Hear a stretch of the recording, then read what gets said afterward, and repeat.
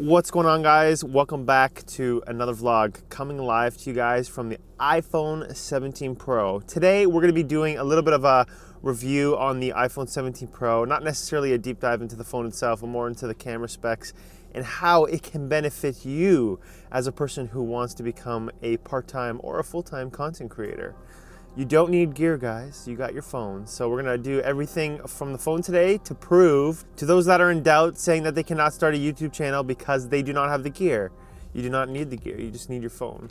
There's a little bit of a list of accessories that I'm gonna give you guys to help you content create. And I'll show you guys my little kit that I got, which is gonna be pretty cool. Right now, just heading to the gym. And then after Ali and I are gonna be picking up our friend Aaron from the airport. And maybe doing some stuff in Toronto. We were in Toronto yesterday and I attempted to vlog, but like I said, didn't work out too good. But yeah, we're gonna try it again. So I'm gonna go work out now and we'll see you guys in a bit. Okay guys, sorry I'm doing this a little bit on the fly. Okay guys, so today's video is obviously filmed on the iPhone 17 Pro, the newest addition to my camera equipment. I say that only because the main reason why I got the Pro was specifically for the camera capabilities, so I can do stuff like this. So I can grab a small compact setup and go and film stuff, especially when I'm shooting. When you're using your cameras, you have both cameras in use, and obviously right now can't afford another camera. Got the wedding coming up. So I figured why not get a better phone to create content? And that's what I'm doing right now. And just to give you guys a little bit of insight, we're filming in OpenGate. So if you guys don't know what OpenGate is, when people talk about filming OpenGate, it's essentially that you're filming the full size of the sensor. So if your sensor is a square in your phone that captures the images, it's essentially taking full advantage of that. Now, from what I can see, the rear sensor is a 4x3, which I think is normal OpenGate. And the front sensor is a perfect square, because when you're taking a photo, I believe it's a full square. I can't remember now, I'm going off the top of my head. But essentially what you're gonna see because of this, because I'm shooting an OpenGate, is that you're gonna see a lot of shaky video. You're gonna see that the ratio size is different. Like I said, it's a 4x3 and a lot of shaky video because we're taking advantage of that full sensor. There's gonna be a lot of jitters on here because there's nothing to zoom in and compensate for that extra stabilization. So you're gonna see a lot of shakiness on today's video. Okay, I'm just pulling into the gym right now and we will see you guys in a bit.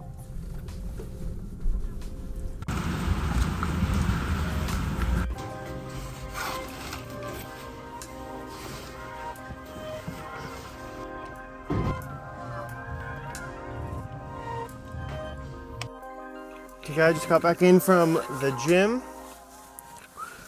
Hopefully you guys can hear me. Getting used to this little setup that we got going on here. I'm glad that I got my workout done for the day. It's a lot easier when you get your workout done in the day and you don't have to worry about it in the evening and then you're rushing. Just to give you guys a little bit of insight on how this is sort of set up in terms of settings. So right now I have my iPhone 17 plugged in with the DJI mini transmitter. It's a newer product that came out probably last fall. It's only $20 right now. Even though it does have a USB-C port in that transmitter, for some reason it's not working with my SSD. So I'm forced to film this in H.265, and but I'm still filming in Apple Logs. So the color editing and post might be a little bit difficult just because H.265 isn't as good, obviously, when it comes to color grading compared to ProRes RAW HQ or ProRes RAW, any ProRes RAW format. I just went a little lighter on today because I didn't want to use too much storage up, so you might notice that in the post-production. I won't know until I get to it. But yeah, we're gonna head home, gonna get ready, and then actually Ali and I are gonna be heading to Toronto. We were in Toronto yesterday doing some house renovation choices in regards to flooring. Actually today we're probably just gonna go enjoy a day in Toronto, and we're gonna be picking up a friend of mine, Aaron, who is stuck at the airport because his family's away, so we're gonna be going to pick him up.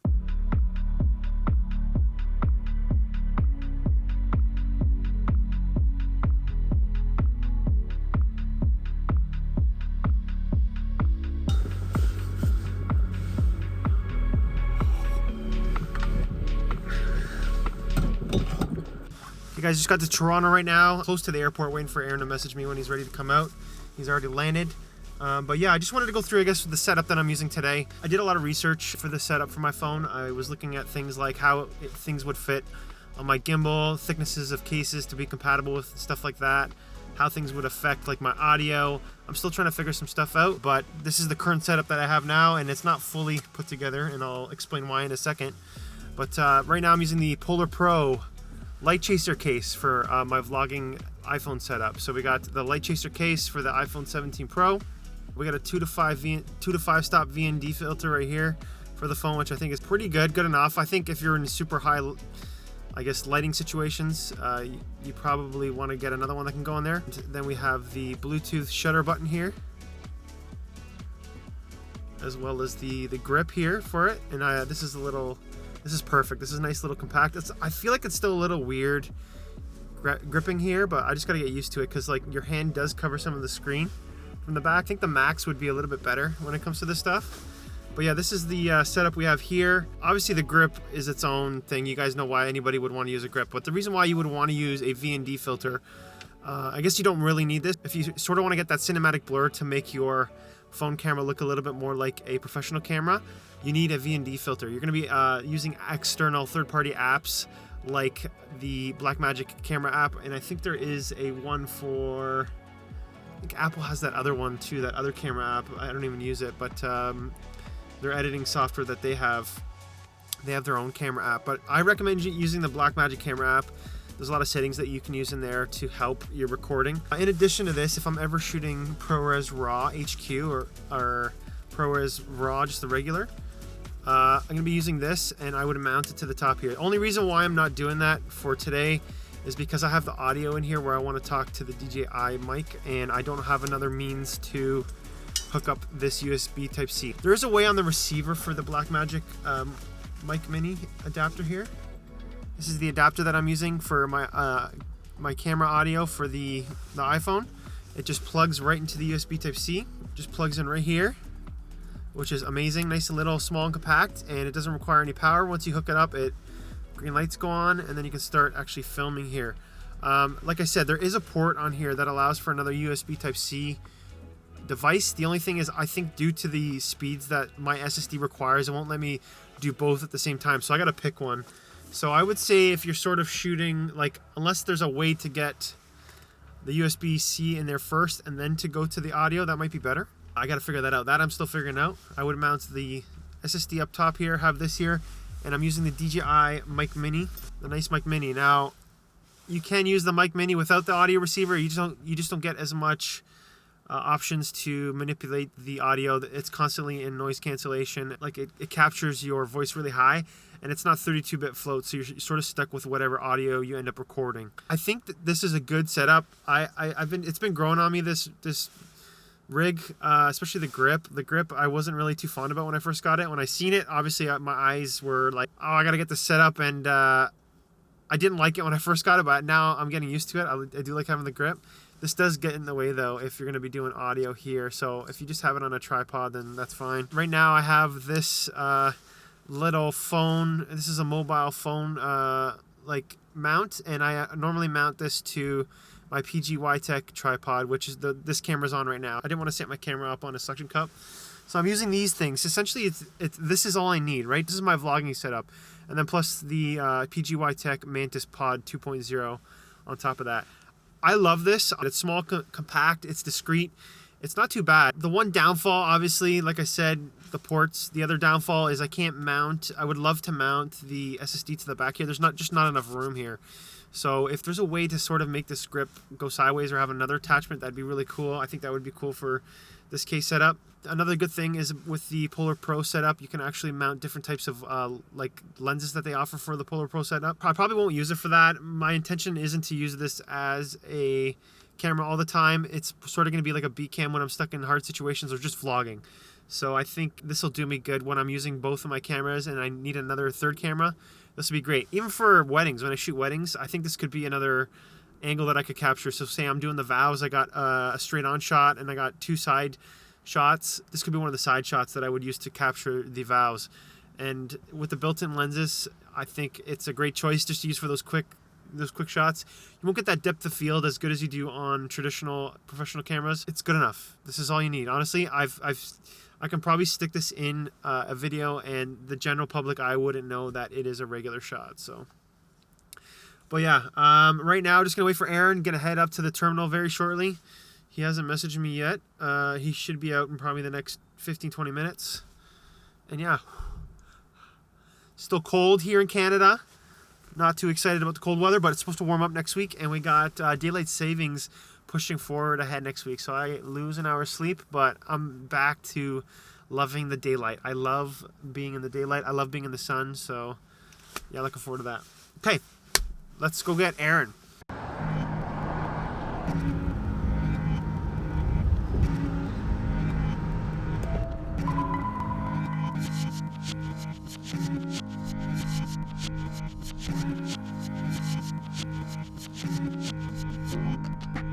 Okay guys, we're just picked up Aaron and we got Joel here. They're going to be giving us our first impressions of what they think about this phone rig. So who wants to go first? What is this again? That is the Polar Pro Litechaser case with the V&D filter and Bluetooth button grip. And that is the DJI mic setup. But let me know your opinion on what you think coming from a filmmaker point of view. So cool. This is my very first time holding something like this. I've always wanted a dedicated button, like Bluetooth button for photo video on the iPhone. So this is cool. Like very. You find the grip weird though with this in the way and stuff? With the DJI mic, it's really awkward. Yeah. But without it, I'm sure it's. Pull it out. See if it. It still feels weird though, like your hands over the screen. Maybe with this too. Let me see. Yeah. Yes. Yeah. Oh, cool. This is neat. This is very much like a point and shoot camera from like 2004. Like the size and the. Wow. It's not bad. So for me, I'm thinking about using this for like vlogging more behind the scenes when both cameras are used. And you have a cold shoe up here with a thread input if you need. That's cool. With the what is this? What plate is this? This is a. I think that's a quick. Is that a quick release plate? Yeah. Q plate or something. It might be. I'm not good with my plates. Anyway, yeah, sweet. I want to do a project We were with it. outside. What do you think, Joel? I think it's You're on YouTube. Sorry, you got conned into doing this. it's all good. It's all good. I think this is actually pretty comfortable. Not bad, It's eh? more comfortable than I thought it would be, to be honest. Yeah, like I don't know. I still feel. At first, I when I got the grip, I hated it, and then over time, I'm getting used to it. Now you just gotta like angle your hand so you can see more of the screen, right? Just make sure this is tight, because if we hold it too tight, I don't want it to loosen up or anything. There's divots in here, so it won't come out. Like there's divots Oh, cool. in there. So actually, if you click this, I'll show you. If you click take this off, you can see the divots in there. Oh, So I see. it won't Cool. come loose. Well, Oh, nice. There you go. Well, that fixes that Yeah. problem. Makes sense. Makes a lot more B cam. What do you think for a wedding? stable for it. B cam for projects? Yeah, Especially with OpenGate. Yeah. Oh yeah, for sure. Especially with the OpenGate on the Blackmagic app.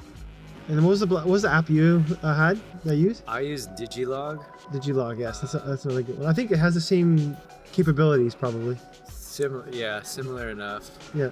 I think this one's better. Like it has more settings. Yeah. But What did I do? Oh, you just turn it on. So the shutter works now once I it's see. turned on. Okay, now it's recording. Yeah. Cool. Not bad, eh? And it does shoot ProRes RAW, but I don't have the drive in it right now. But normally it would shoot ProRes RAW. Only if there's an external. What? B-RAW too. Not B-RAW. No, I wish B-RAW. Because it would match my pocket. It's weird because it's the Blackmagic app. App, I know. Yeah, I think it depends on the phone, but Yeah, so sweet. Apple Log 2. I really like. Yeah, you could definitely shoot a wedding with this. Yeah, like even as like we were saying, like as like a camera, if you want to get like a vows, like a third angle on vows, you don't have it for that, right? Just put it on a tripod. Or destination weddings, be perfect for destination stuff. Yeah. Cool. Yeah. Oh, I like it. Well, your next, well, you can probably get on your phone now, but here we're Yeah. down. I got checked like 3 times when I was in the Toronto airport going into Brussels. Yeah. I don't know why they checked my bag 3 times, but they went through all my camera gear. This would have been so much easier. Oh, for that, yeah, yeah. You know what I always get? What I always get for the when I go through like thing, you know, when the GoPros they used to have the floats, Yeah. like the pipes. They always would think that it's like a pipe bomb or some shit. That's a yellow one. It's the yellow one, yeah, the floaty. They're always like, oh, we didn't know what that was. I'm like, yeah, I know. I always get pulled over for this, or even my drone too. What do they think it is? They just like we don't know if it's a pipe bomb or what, like because of the shape, but like they don't see no material in it because usually you can tell like if there's gunpowder in it, right? So, So funny. well, thanks for your reviews, guys. We get Aaron home, and Joel's got a soccer game tonight. Let's go. Professional soccer Okay. on the YouTube page.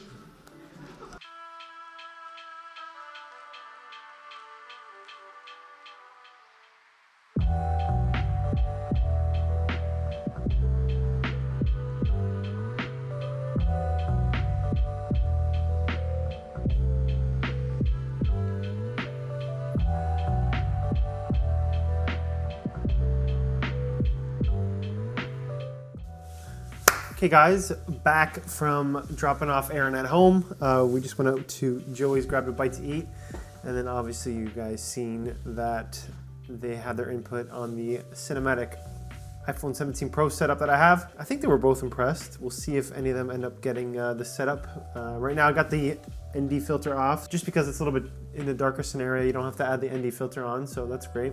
Some of the pros with this setup, obviously compact, you can fit it in your pocket. You can put it in small spaces. It's hooked up to your phone. You only got to bring one thing. There's obviously the capability to shoot the ProRes RAW codec and OpenGate. Even my cameras that I don't have shoot OpenGate. If you do end up shooting ProRes RAW, then just be mindful that the setup is not so compact. You're gonna have to unplug and plug in your external SSD drive when you're shooting those things. The downfalls of this, of course, you're going to be using phone storage if you don't have the external storage.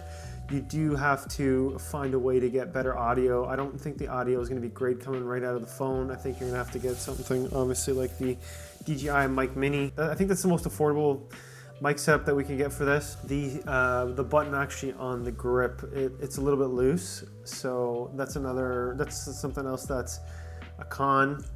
Definitely would not replace a camera for this. I feel like if you're vlogging, that's fine, but if you're doing professional work, you cannot really replace a camera. I feel like you could do professional work with this, but I wouldn't replace it for a camera. I would use it in conjunction with your current setup, like as a B cam.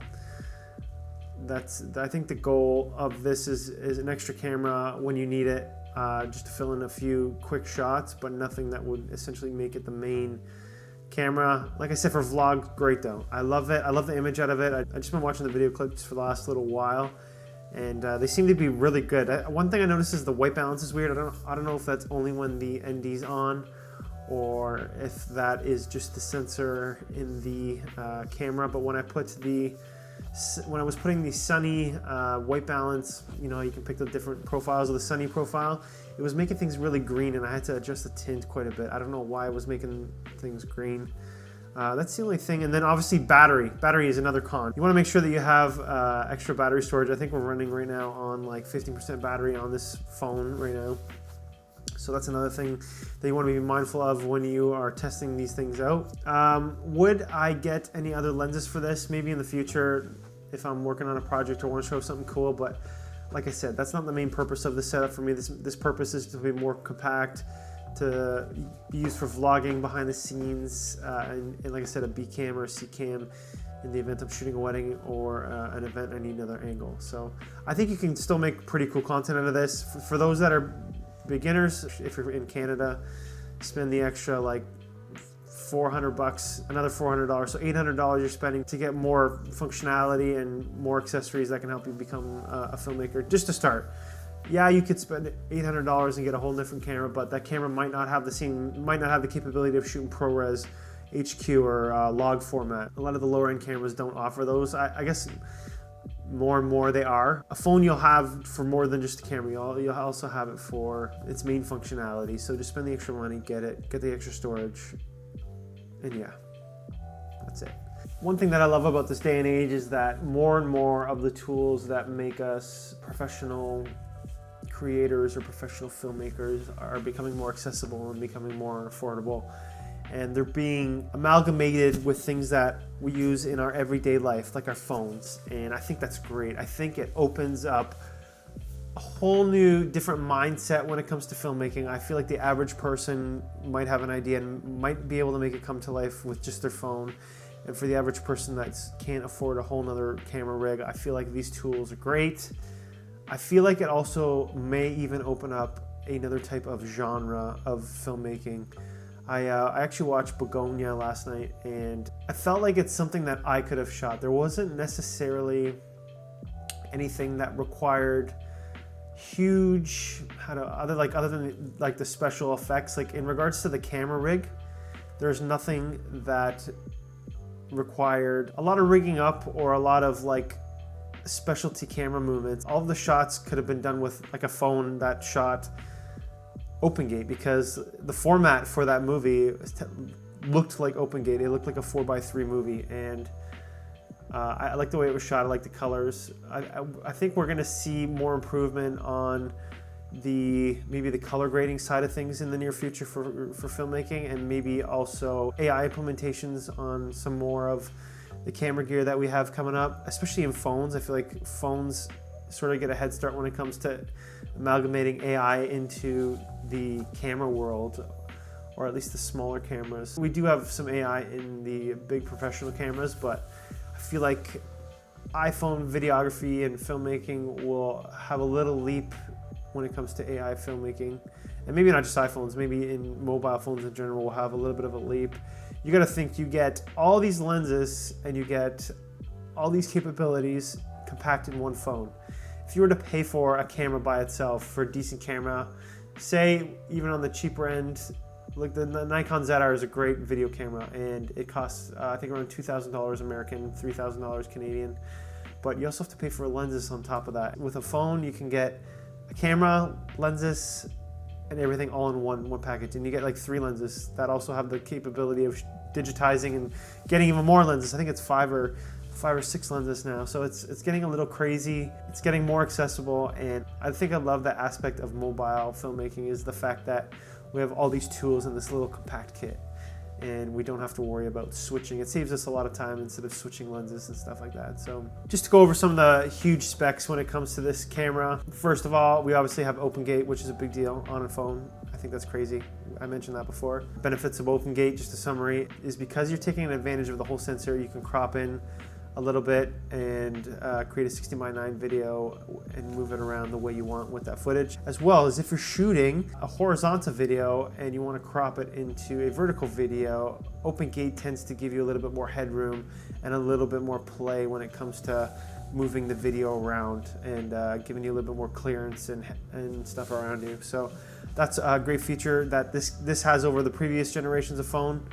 Another thing is Apple Log. This is included in the last 2 phones, but I feel like Apple Log is a huge deal when it comes to filmmaking. You want to have a profile that allows you to play with the colors as much as possible, and having Apple Log in a phone is crazy. I think it's come a long way since my last phone, my iPhone 13 Pro. And then we have ProRes RAW HQ and regular ProRes RAW. That can be a big deal in the professional world. If you are a professional and you're stuck or you need another camera, I feel like having this phone handy at all times with the ND, obviously, because you want to keep that 24 frames per second to give it more of a professional camera look. You can use this as a B or C cam for a second shot or a third shot on a subject, or another angle of something. And I think it's great that we have the ability to do this. Actually, it's funny, I was talking to Aaron and my buddy Pete, and they both use mobile phones because they're so great now. You can use mobile phones as that extra shot, and the average person won't know. I've even used it for a wedding of mine before when I did an elopement for my buddy Leo, which was great. We used my phone, and the average person can't tell by eye. If you're a filmmaker, you might be able to tell that it's a lower quality camera, but it's just great that we can always have a backup for these tools. And obviously to create content, to have these capabilities is even more crazier. I can create Apple Log footage content on my phone and post it instead of it looking like a auto-exposed video or an HDR video. It's crazy that the world's come to the point where we can color grade pretty much any video that comes off of something that we can just fit in our pocket. This is the true pocket cinema camera, not my big pocket cinema camera. I wouldn't call it actual pocket cinema camera. I would call it maybe a cinema camera, but not a pocket cinema camera. Looking very forward to where life is going with mobile videography and filmmaking. I'm glad that more people have these tools. I'm glad that more heads can work in this space.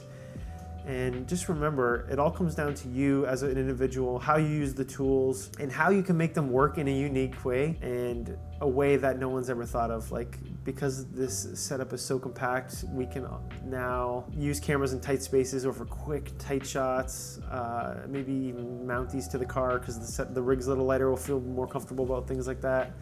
And yeah, maybe I'll do more. I'm gonna be doing more videos on this. I wanna show you guys how iPhone filmmaking can benefit you, and I want to show you guys how iPhone filmmaking is still filmmaking. It doesn't matter what tool you have.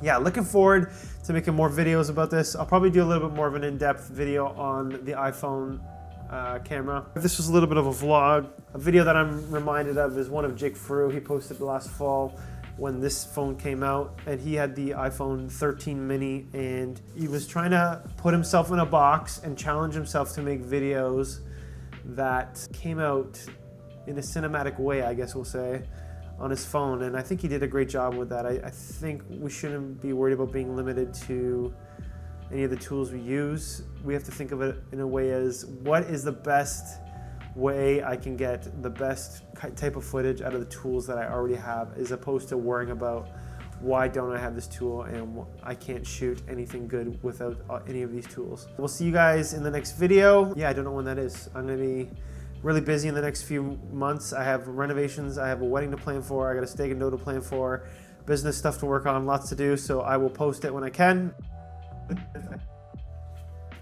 Okay guys, future me editing this video. I just realized I did not close out this video properly. I apologize. I thought I was done. I guess I wasn't done, but I guess I didn't close it out properly. But what I meant to say is the next few months and the next few weeks are gonna be a little bit hectic for me. I do have wedding planning. I do have renovations coming up. I got traveling. There will be, I think, 1 or 2 more videos before I leave, before the end of March. 1 for sure, because I am held accountable for this 1 video. You'll be getting probably another video either a week or 2 after that, and then after that, I don't know where my schedule is gonna be at. It's gonna be a little bit hectic for me in these next few months, especially leading up to July. So bear with me. I'm gonna try my best. I'm gonna be bringing my phone to Italy and hopefully doing some vlogs in Italy, because I don't want to bring my camera gear. I'm sick of bringing my camera gear on trips, and having the capabilities on this phone is pretty cool. So yeah, probably get into that a little bit later, but I just wanted to say goodbye and properly close out this video. So we'll see you guys in the next video. Ciao.